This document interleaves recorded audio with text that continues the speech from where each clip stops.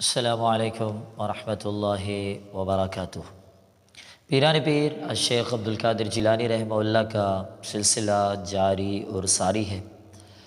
ہم اس دنیا کو پیغام دینا چاہتے ہیں کہ مرشد اعظم محمد صلی اللہ علیہ وسلم اور پیران پیر کی باتوں پر ذرا وہ غور بھی کریں، عمل بھی کریں، اپنی اصلاح بھی کریں۔ آج کا سوال یہ ہے کہ آیا نماز میں سلام پھیرنا واجب کی حیثیت رکھتا ہے یا نہیں؟ اس کے لیے شیخ جیلانی رحمہ اللہ کی کتاب عربی میں ابھی میرے ہاتھ میں موجود ہے۔ عبدالقادر جیلانی رحمہ اللہ اسی کتاب میں واجبات کا تذکرہ کرتے ہیں اور فرماتے ہیں، واجبات کو ذکر کرتے ہوئے آخری واجب یہ ذکر کرتے ہیں کہ وَنِيَّةُ الْخُرُوجِ مِنَ الصَّلَاةِ بِالتَّسْلِيمِ، نماز سے خروج کی جو نیت ہوگی وہ صرف اور صرف سلام سے ہو سکتی ہے۔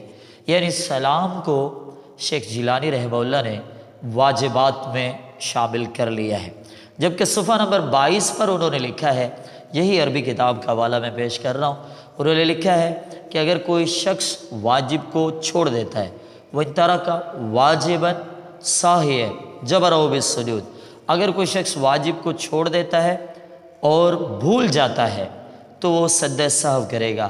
وَإِن تَرَكَهُ عَامِدًا بَطَلَتِ الصَّلَاةُ، اگر کوئی عمدن چھوڑ دے گا تو اس کی نماز باطل ہو جائے گی۔ دیکھیں شیخ جیلانی رحمہ اللہ نے کہہ دیا کہ جو عمدن جان بوجھ کر چھوڑے گا، دانستہ چھوڑے گا، اس کی نماز باطل ہے۔ یہ تو شیخ جیلانی رحمہ اللہ کا پیغام تھا، لیکن ان کے مریدین نے اپنے فقہ کی کتب میں لکھ دیا ہے کہ سلام سے پہلے اگر کوئی خلاف نماز عمل کر لیتا ہے تو تب بھی اس کی نماز ہو جائے گی۔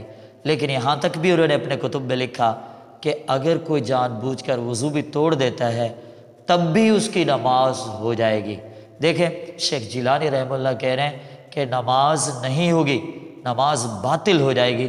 تو آج دیکھیں مریدین کا کتنا بڑا اختلاف موجود ہے، صرف زبانی نہیں بلکہ ان کی بنیادی کتب میں بھی موجود ہے کہ وہ پیران پیر سے صرف خالی اختلاف نہیں رکھتے بلکہ کتابوں میں بھی تحریر کرتے ہیں اور مدارس میں پڑھایا بھی جاتا ہے۔